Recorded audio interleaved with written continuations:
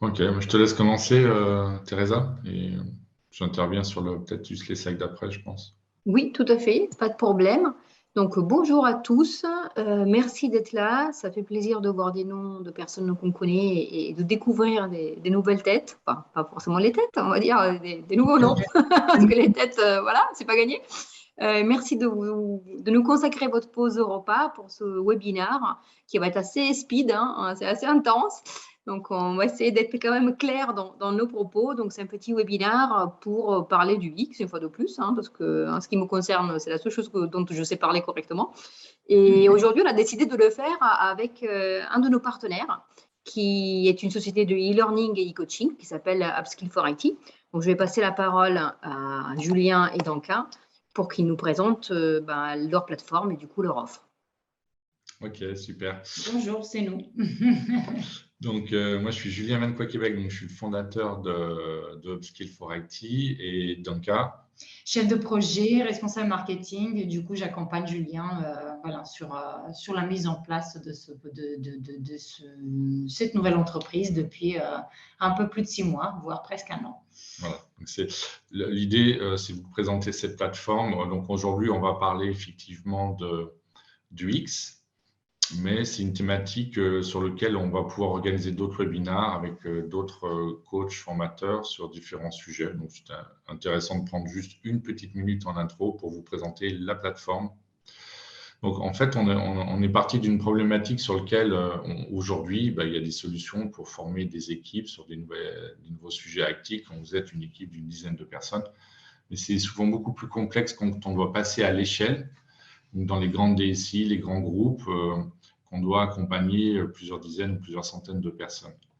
Donc les méthodologies classiques ne sont pas toujours très adaptées.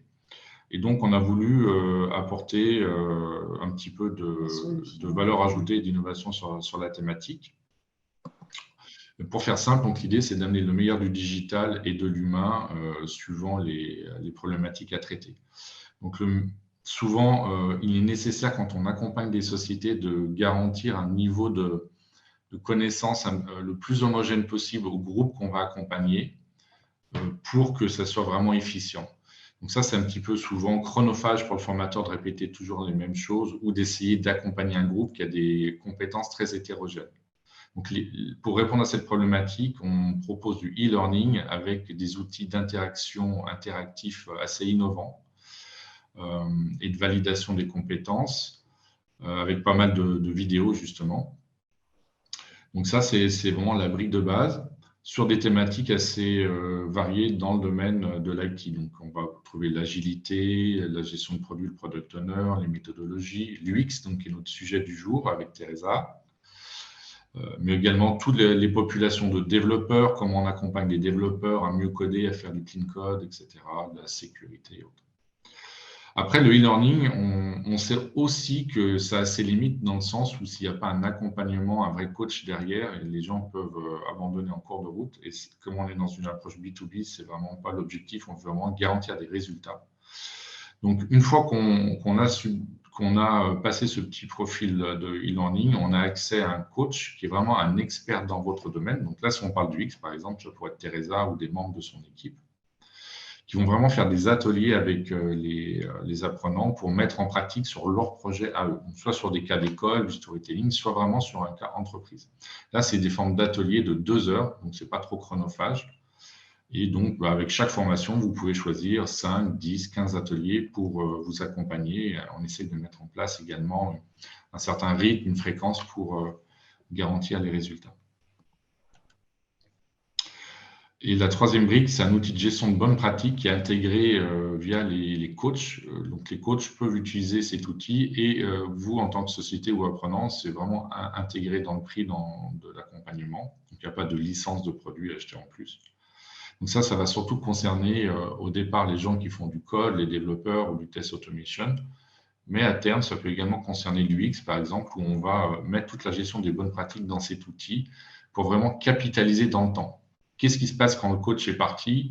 Quand j'ai des nouveaux collaborateurs à onboarder, on a tout perdu. Donc ça, c'est vraiment problématique et on veut apporter des solutions également sur ce sujet. Voilà. Là, vous avez un petit mail si vous souhaitez qu'on approfondisse ces thématiques sur l'UX ou autre. Et voilà, je ne vous prends pas plus de temps sur l'introduction. Super, donc merci Julien et Danka. Effectivement, on va essayer de parler du X aujourd'hui, mais comme tu l'as dit, l'approche, elle est valable pour d'autres méthodologies ou d'autres façons de gérer des projets. Ce que je vous raconterai rapidement aujourd'hui, c'est effectivement qu'il y a une façon de concevoir les projets qui est celle centrée utilisateur, qui n'est pas encore assez répandue autant qu'elle le devrait, qui n'est pas assez connue, qui n'est pas assez partagée. Donc, l'idée, c'est de sensibiliser le personnel IT sur les projets. Et ce webinaire vous donnera quelques pistes, en tout cas quelques réflexions à ce sujet-là. Après, vous pourrez effectivement approfondir par différents moyens. Donc, je me présente très rapidement. Donc, Teresa Colombe, je dirige la société Ludotique et je suis personnellement ergonome, user researcher, human factor specialist. Il y a 36 000 étiquettes. Bref, je m'occupe de l'humain dans les projets digitaux depuis une vingtaine d'années. Et Ludotique est donc un acteur de ce secteur-là. Donc, on est un pure player du digital et de l'UX dans le digital depuis donc une dizaine d'années avec plus de 900 projets à notre actif. Donc, de quoi on va parler pendant une petite demi-heure? On va essayer d'être efficace et rapide. Du coup, voilà, ça, c'est la seule slide. En gros, cette slide-là résume l'entièreté du webinaire. L'idée, c'est de dire, voilà, si on veut faire en sorte que notre projet informatique ne soit pas du techno-push, mais il soit centré sur les besoins des humains, ce n'est pas juste rajouter une spécification qui dit il faut que ce soit simple. Pour qu'une interface soit simple, il faut réfléchir au projet autrement. Il faut concevoir le projet autrement. Et c'est pour ça qu'il faut fédérer les équipes autour d'une façon de voir le projet qui ne néglige pas les aspects techniques qui sont fondamentaux. Ce n'est pas Julien qui va me contredire là-dessus, mais qui valorise aussi l'humain. Dans les projets, la prise en compte de l'humain qui peut être une MOA, donc un donneur d'ordre, mais surtout l'humain en tant qu'utilisateur final. Parce que si lui, il n'arrive pas à comprendre l'interface, tout le projet est un petit peu inutile. Donc, je vais vous faire une petite rapide introduction sur la terminologie. Donc, qu'est-ce que ça veut dire UX, si j'utilise d'autres acronymes bizarres qui, moi, me paraissent clairs, mais qui ne vous parlent pas, n'hésitez pas à l'écrire dans le question-réponse. Je vais axer notamment sur le retour sur investissement. Donc, ROI, c'est retour sur investissement de cette approche-là, parce que je pense que pour tous ceux qui découvrent un petit peu cette approche, la première question, c'est « Oui, mais ok, très bien, mais combien ça coûte ?» d'embaucher un UX designer ou de faire appel à un cabinet spécialisé ou de se former à l'UX, c'est un coût. Donc, un tout bon entrepreneur va vous dire qu'il ne faut pas regarder les coûts, mais il faut regarder le retour sur investissement de ces dépenses. Donc, je vous donnerai quelques inputs là-dessus avec quelques use cases. Dans la troisième partie, j'ai mis des exemples justement de ce qu'il faut faire ou pas faire en termes d'interface. On va se focaliser, comme on n'a qu'une demi-heure, que sur des problématiques d'IHM, donc d'interface en machine. Et si on a le temps, j'avais conclu avec quelques use cases. Ça sera vraiment le bonus si j'arrive à aller assez vite, avec des exemples vraiment concrets, avec toute la méthodologie qu'il y a derrière. Donc, comment on fait pour arriver à dire qu'il faut faire les interfaces d'une certaine façon. Donc, l'introduction, très rapidement. Donc, effectivement, on va parler d'interface. Je vais vous montrer des exemples axés interface.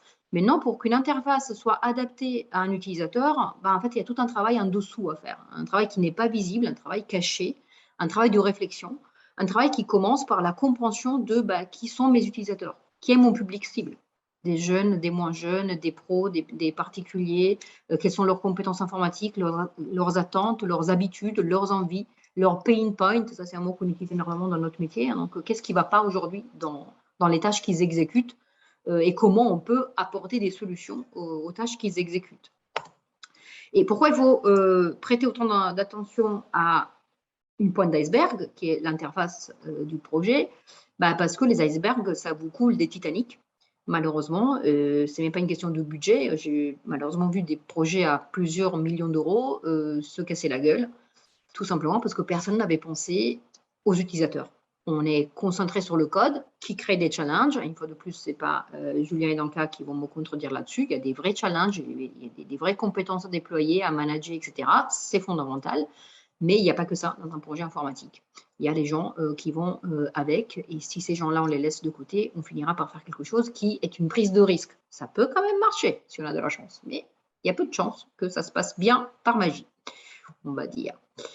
Quelques chiffres que vous pouvez trouver aisément sur Internet. Aujourd'hui, on parle de plus en plus du X, tout simplement parce qu'on n'a plus le choix, quelque part, car on a plein d'alternatives sur le marché informatique. Si vous n'êtes pas content d'un logiciel de gestion, vous allez voir le concurrent. Donc, suite à des mauvaises expériences, vous allez quitter telle ou telle solution et je vous montrerai dans la troisième partie justement un exemple qui nous concerne à la première personne parce qu'on est une entreprise aussi, donc on fait appel à des outils informatiques. Et quand ces outils informatiques sont pourris, on va aller voir la concurrence.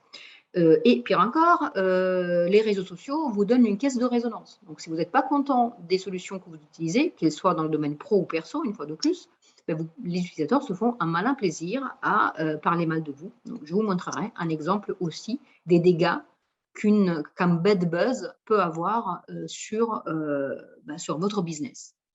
Et une petite bonne nouvelle pour vous remonter le moral quand même, c'est que l'approche UX ne requiert pas forcément des millions d'euros ou de rallonger le projet de X mois, etc., etc.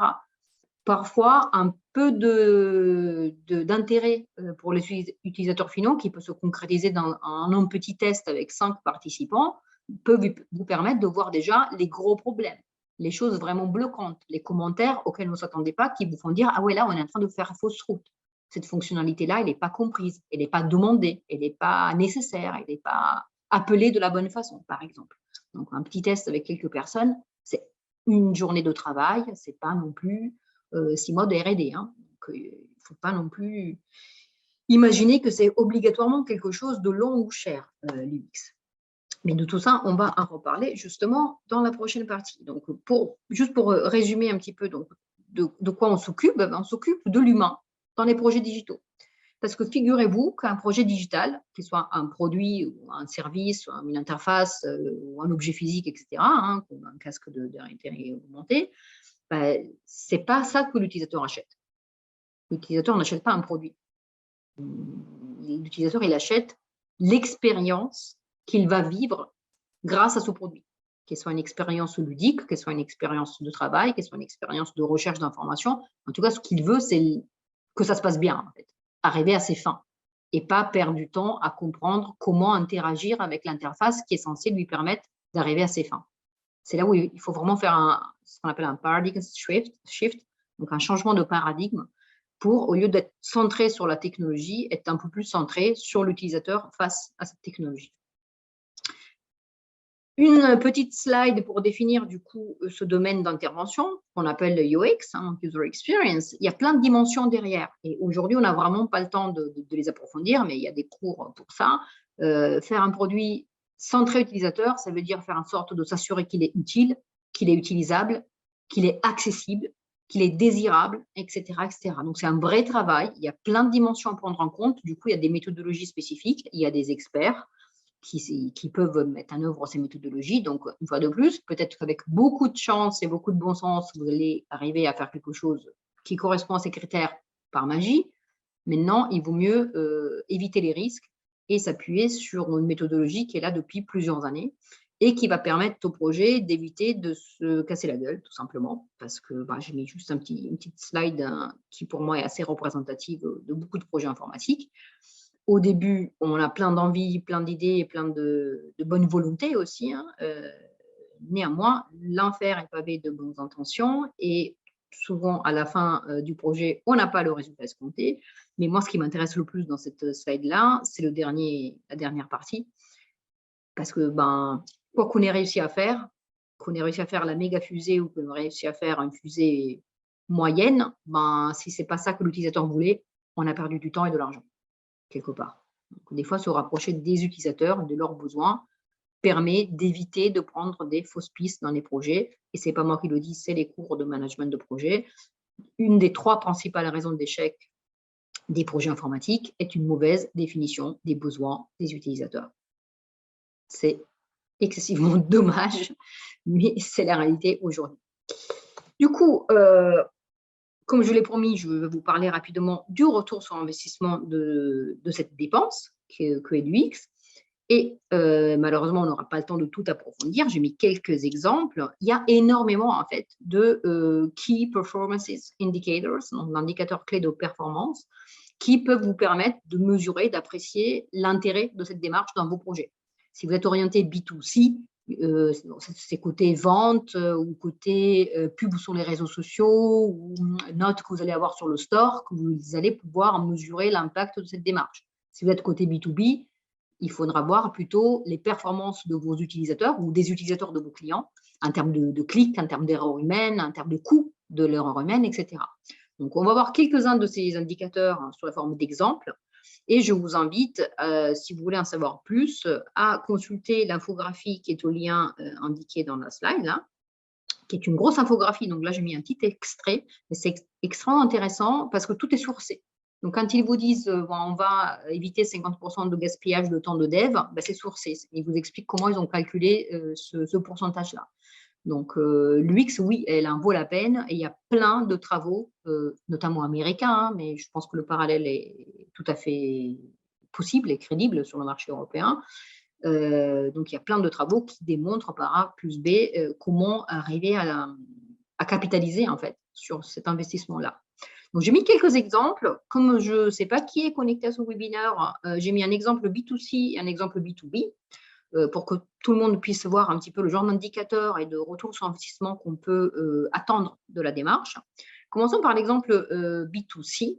Ce use case, vous le trouverez de façon complète sur Internet. Hein. Si vous tapez le bouton à 300 millions de dollars, vous trouverez un use case qui vous explique comment une société de conseil équivalente à la nôtre, sauf qu'américaine, avec un petit test utilisateur avec 10 personnes, donc quelque chose qui coûte vraiment pas cher du tout, est arrivé à générer pour son client un turnover, donc un chiffre d'affaires augmenté de 300 millions de dollars par an.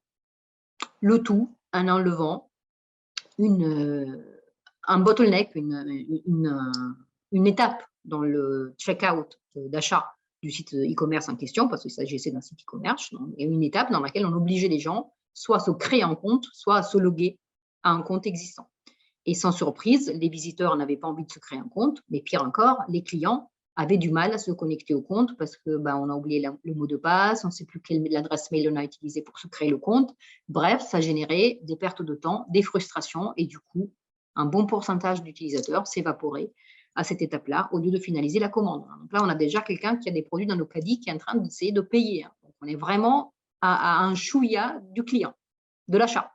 Et bien, on perd l'achat. Donc, ce qui a été préconisé, c'est tout simplement de rendre cette étape optionnelle. Vous voulez vous créer un compte, vous voulez vous loguer à votre compte pour mieux suivre les commandes, etc. C'est super, vous pouvez le faire. Si vous ne voulez pas qu'on vous embête, on ne vous embêtera pas. Donc, vous pouvez continuer en mode visiteur. Et comme par hasard, c'est quelque chose qu'aujourd'hui se fait beaucoup plus qu'il y a quelques années. Parce que ce use case remonte il y a quelques années et il avait vraiment marqué le secteur de l'UX. Parce que c'est assez parlant. Hein. Là, le retour sur l'investissement, il est vraiment monumental.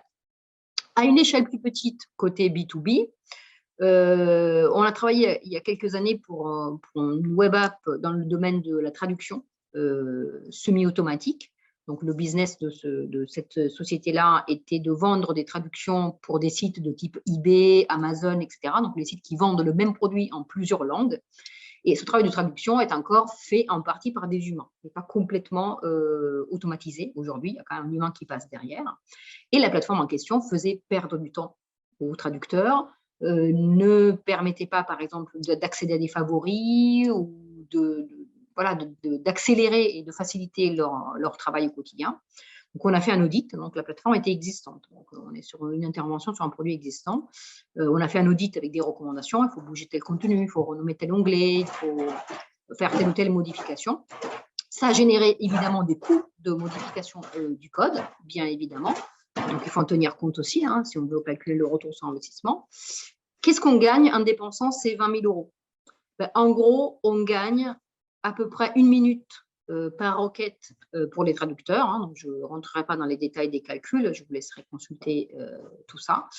En gros, en faisant économiser 1 minute par requête à chacun de ces utilisateurs, et là, on en a peu, hein, on a 20 opérateurs. À cette époque, la boîte avait une vingtaine de traducteurs. Évidemment, avec plus de traducteurs, tout est proportionnel. On a permis une économie de 1 200 heures de travail, ce qui, en argent, vous donne à peu près 50 000 €. Donc, même en ayant dépensé 20 000 €, on est gagnant dès la première année parce que nos salariés sont plus productifs. Donc après, en tant qu'entrepreneur, on décidera si ce temps-là, on va le consacrer à des pauses pour que les gens soient plus contents et plus satisfaits et plus reposés, ou est-ce qu'on veut le consacrer à vendre plus de traductions? Parce que du coup, mon personnel va pouvoir produire plus avec le même coût salarial. C'est des choix d'entrepreneur. En tout cas, on génère une économie quand même pas neutre à l'échelle d'une petite boîte. Et je souhaitais vous faire une démonstration aussi de tout ça, parce qu'on le voit très souvent dans les projets. Un des KPI qui, à mon sens, est le plus parlant et qui est vrai dans beaucoup de projets, c'est le temps lui-même, le coût lui-même du projet. Donc, pour un projet informatique classique, on est mandaté par un client pour réaliser une application, que ce soit métier ou grand public, peu importe. On est une société qui fait du dev, classiquement, comme on l'a toujours fait. On chope un beau projet qui est censé nous rapporter 300 000 euros. Le projet est censé nous coûter 200 000 euros en termes de main-d'œuvre, en termes de salariés à déployer, à peu près sur 4 mois. On est censé faire une marge de 30%. C'est pas mal. C'est cool, on est content, on lance le projet et on pense gagner correctement notre vie. Sauf que si le projet est un projet que j'appelle classique, c'est-à-dire qu'on a beaucoup de projets, à tous les coups, on aura face à nous un client qui a des besoins très flous, un client qui ne sait pas ce qu'il veut parce qu'une MOA, une maîtrise d'ouvrage, ne sait pas s'exprimer avec un langage MOE, et ne sait pas formaliser des spécifications techniques de ce qu'elle veut. Elle vous exprime un besoin, mais parfois un besoin qui n'est même pas clair pour elle-même. Hein. Les cahiers des charges, des fois, franchement, elles sont vraiment pas bien rédigées. Du coup, il n'y a aucune exigence en termes d'IHM, aucune exigence en termes d'interface. Et je vous montrerai par l'exemple qui suit que c'est très grave de ne pas avoir des exigences en termes d'interface parce que du coup, personne n'est responsable des échecs en termes d'interface. Ni la MOA qui n'a rien spécifié, ni les MOE, donc les développeurs eux-mêmes, parce qu'ils n'étaient pas tenus à coller à certaines exigences. Du coup, on a un projet qui démarre très mal et dans lequel il n'y a aucun personnel UX qui a été embarqué parce que personne n'y a pensé, ce n'était pas prévu, etc., comme on l'a fait pendant des décennies.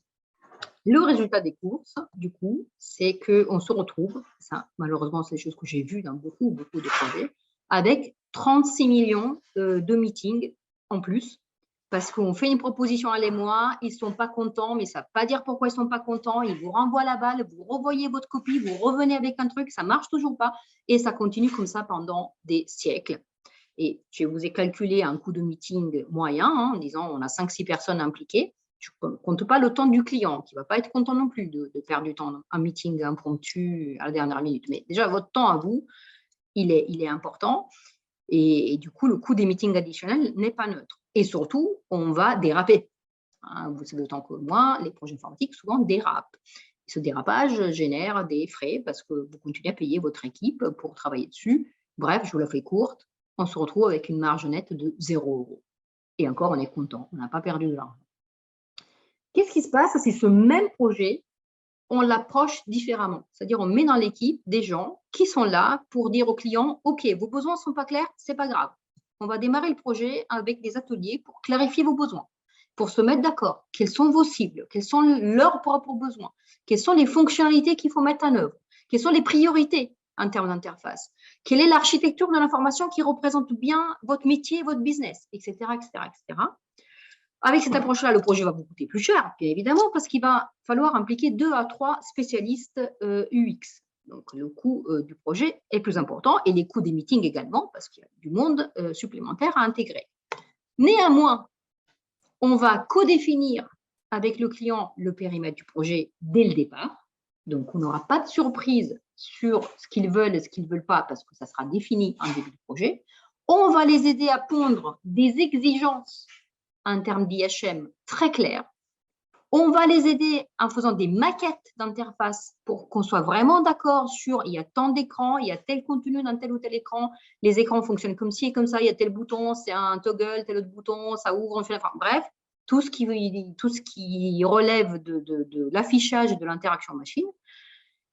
Et tout ça, ça va être donné aux développeurs qui vont gagner un temps fou parce qu'au lieu de s'inventer les écrans et de faire comme ils peuvent, ils vont avoir des maquettes, des specs, de l'HTML, CSS si la technologie le permet, si le projet le permet en termes de techno, etc., etc. Donc oui, le projet va vous coûter plus cher parce qu'il y a du personnel supplémentaire, mais le projet va être vendu plus cher également, parce que vous proposez des prestations annexes à votre client, donc ça se valorise, hein, c'est pas neutre. Et normalement, vous devriez ne pas avoir des besoins de meeting additionnels liés aux problématiques d'interface, liés aux problématiques d'incompréhension MOA-MOE, qui sont malheureusement classiques.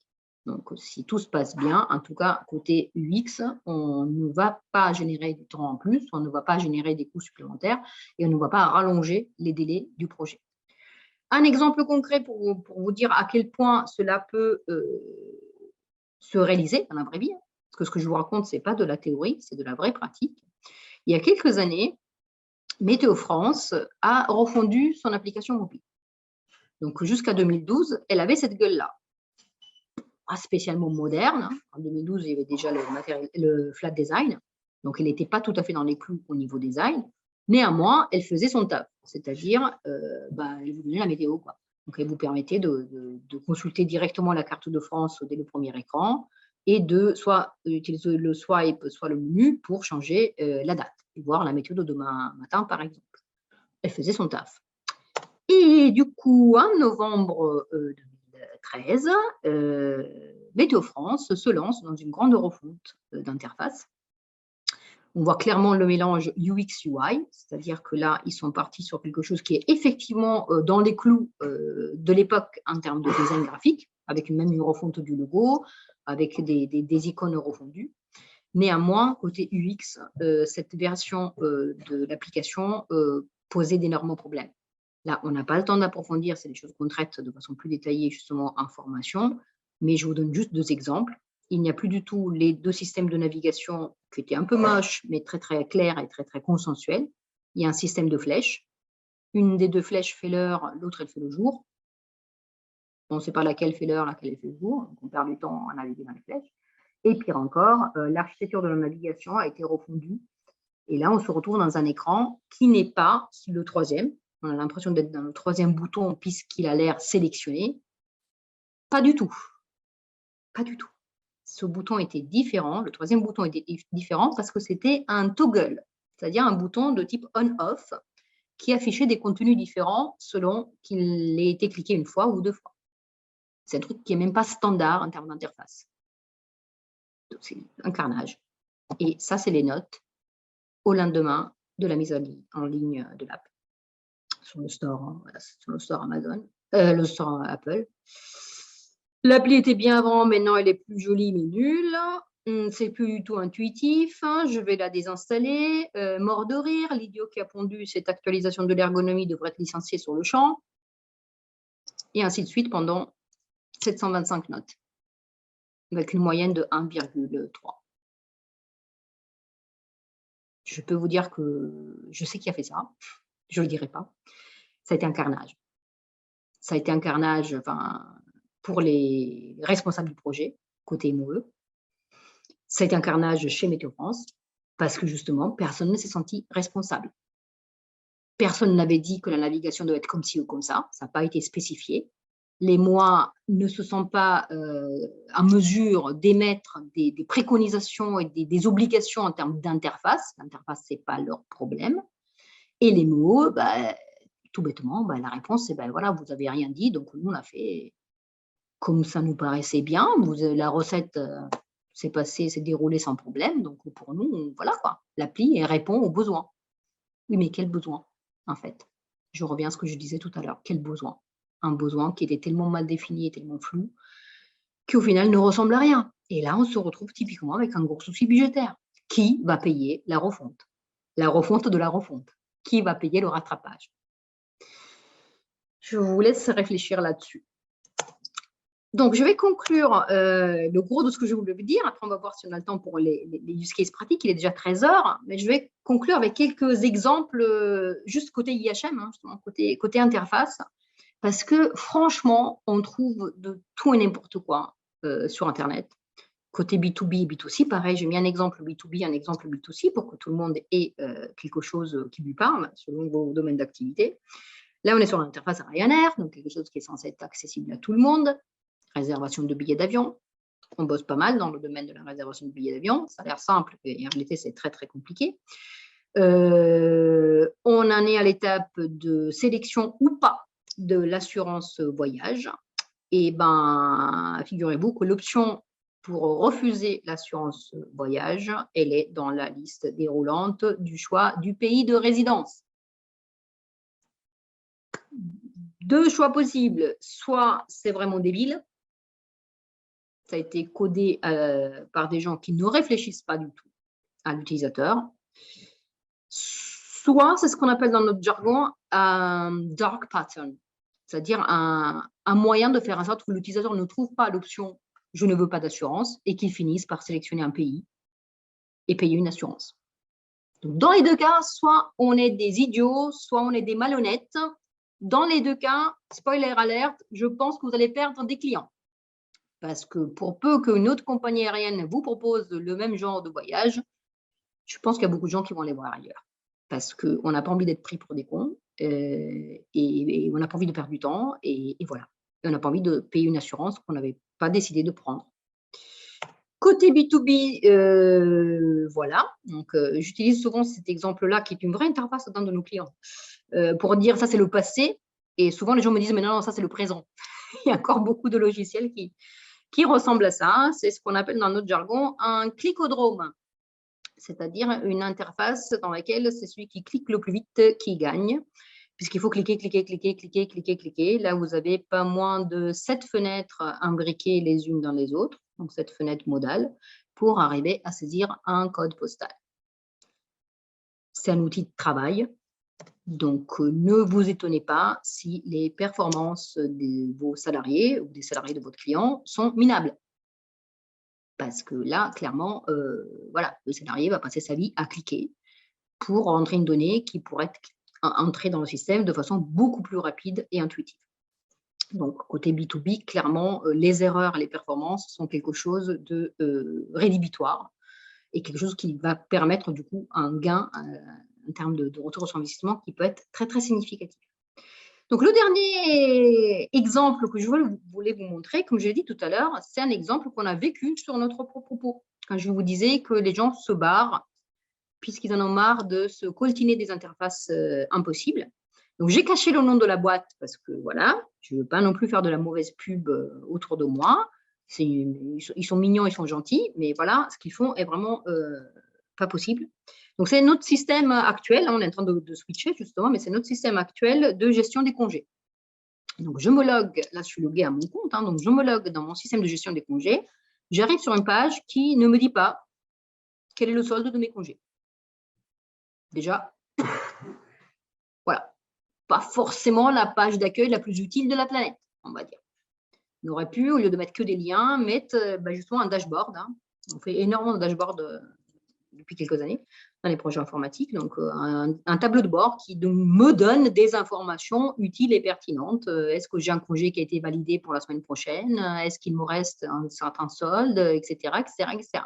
Là, ce n'est pas du tout le cas. Mais ce n'est pas grave, il y a pire, on va dire. J'ai essayé de poser une demi-journée de congé. Donc, regardez la complexité de l'interface pour poser une demi-journée. Donc, je clique sur nouvelle demande. Donc, par ici, ça m'ouvre une fenêtre tout à fait de l'autre côté de la page avec un calendrier qui ne me montre que le mois en cours, dans lequel je dois cliquer sur la date qui m'intéresse. Donc, imaginez que ce soit demain. Donc, je clique sur le 14. Ça m'ouvre une fenêtre dans laquelle je dois choisir matin. Je clique sur matin. Ça m'ouvre la fenêtre, la même, pour dire quand c'est que ça se termine. Je choisis soir. Sauf que soir, il ne va pas rester appuyé. Si je bouge ma souris, soir ne reste pas sélectionné. Il faut que je regarde sur le côté, tout à fait à droite, où il y aura marqué le fait que ça se termine en fin de journée. Il y aura marqué heure de fin, pas date de fin. Très bien. Et après ça, il va falloir encore que je fasse des clics et des clics pour choisir le type d'absence. Moi, je n'ai pas droit à des congés normaux parce que je suis travailleur non salarié en tant que gérante. Donc, je vais me taper une liste à l'après-vert qui s'affiche en cliquant sur « Autre absence » avec 1 milliard d'autres choix dans lesquels je ne peux pas choisir des préférences. Ils ne sont pas rangés dans un sens qui me parle, c'est juste de l'ordre alphabétique. Du coup, il faut scroller, scroller, scroller et puis cliquer sur OK.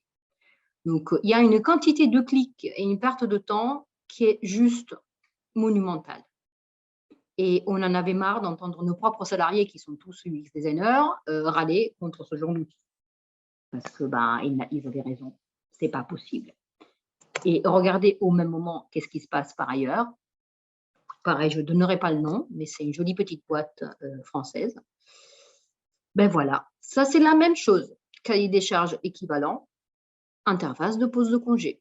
J'ai une agenda qui me donne une visu sur plusieurs mois et pas juste sur le mois en cours, parce que si je suis à cheval sur un mois, il va falloir encore que je rajoute des clics dans l'interface précédente pour poser un congé fin octobre qui se termine le 10 novembre. Là, j'ai une vision d'ensemble et de façon extrêmement visuelle et rapide, en gros, à 2 clics, je pose les congés que je veux. Et je peux même les répartir. Alors, la répartition, là, dans la version précédente, c'était infaisable. Je ne vous dis pas le bazar que c'était pour dire, alors, je prends la semaine prochaine, mais je prends 3 jours en récup et 2 jours en congé payé, ou alors j'y mets des RTT, si jamais c'est le cas, etc. C'était infaisable.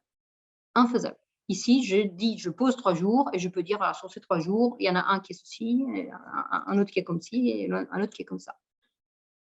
Voilà, donc tout est possible. C'est une boîte qui embauche des UX, c'est même pas nous. Hein. Je dis même pas ça pour nous faire de la pub, c'est pas nous qui avons fait ça. Mais quand j'ai vu ça, je me suis dit, voilà, ça peut se faire. C'est à la portée de tout le monde de faire quelque chose de potable sur une tâche qui devrait être faisable rapidement et sans prise de tête pour n'importe quel salarié. Voilà, donc j'ai déjà pas mal dépassé, donc je vais laisser tomber la partie use case. J'avais juste mis des exemples, je peux juste vous en afficher un à l'écran pour le fun. Hein. Donc voilà, interface existante, pas forcément très claire, 12 milliards de menus, 12 milliards de champs à remplir, 12 milliards de boutons. Donc un logiciel de gestion comme ça ne donne pas spécialement envie d'être utilisé. Et du coup, il n'était pas utilisé correctement. Et avec une démarche UX que vous découvrirez dans d'autres cours, dans d'autres webinars, on est arrivé à produire ça, qui foncièrement est la même chose. Techniquement parlant, le back-office et toute la partie back, c'est la même. On n'a rien changé, ça fait la même chose. Ça gère des biens immobiliers. Mais côté interface, ça n'a rien à voir. Rien que le nombre de menus, rien que l'organisation, la mise en avant des infos clés, etc. Il y a les mêmes contenus, on a l'impression qu'il y en a 10 fois moins. C'est juste parce qu'on a mis de l'ordre et qu'on a structuré les choses justement par rapport à la vision et aux besoins des utilisateurs finaux. Vous voulez en savoir plus?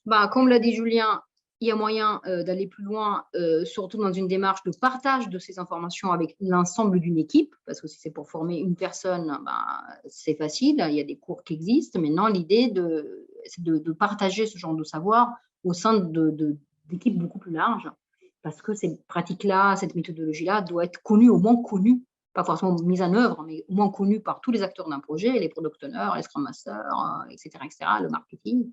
Du coup, il existe des solutions justement via la plateforme Upskills for IT. Je vous ai mis un exemple d'un cours qui est déjà disponible, que vous pouvez consulter si cela vous intéresse. Je te repasse la parole, Julien, si tu veux conclure. Et je vais regarder s'il y a des messages dans le chat. Oui, s'il y a des messages, exact. Ouais.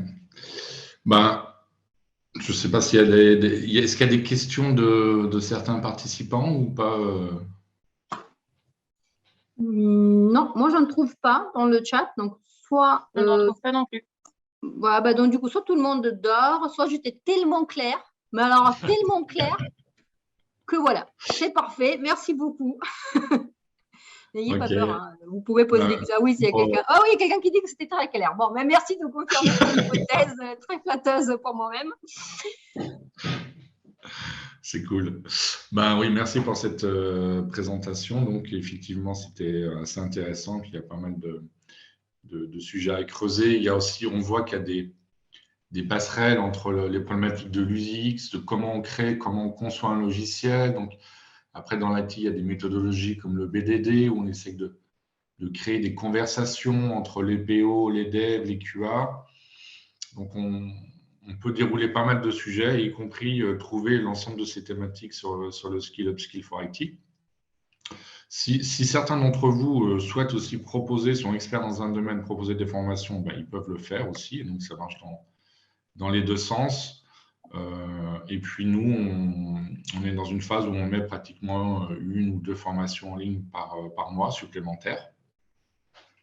Donc, du coup, ça va s'enrichir assez rapidement et petit à petit, on va aussi rajouter des formations en anglais. L'idée, c'est de pouvoir aussi accéder à des coachs à terme de différents pays en langue anglaise pour compléter un peu la vision qu'on peut avoir sur un sujet, parce qu'on peut avoir aussi de la cross-culture, c'est-à-dire quelles sont les bonnes pratiques quand on fait un site en Allemagne, en Espagne, aux États-Unis. Au Japon, je sais que rien que les adresses au Japon, ça n'a rien à voir, c'est tout l'inverse qu'en Europe, par exemple. Donc, des petits pièges comme ça dans le e-commerce.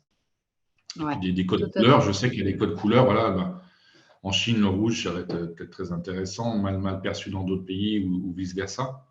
Donc après, il peut y avoir des problématiques d'UX liées aussi à la localisation d'un pays à l'autre, j'imagine. Ouais. Complètement. C'est des choses importantes pour que les projets soient centrés utilisateurs. Les utilisateurs ne sont pas tous pareils. Tu as tout à fait raison. Il y a une question de Florian Icard qui demande si la formation est 100% remote et combien de temps elle dure. Donc, il y a des formations 100% remote. Nous, on fait aussi des formations en présentiel. Il n'y a pas de problème. Mais là, ce qui est ça dépend de la logistique et de la dispo des formateurs.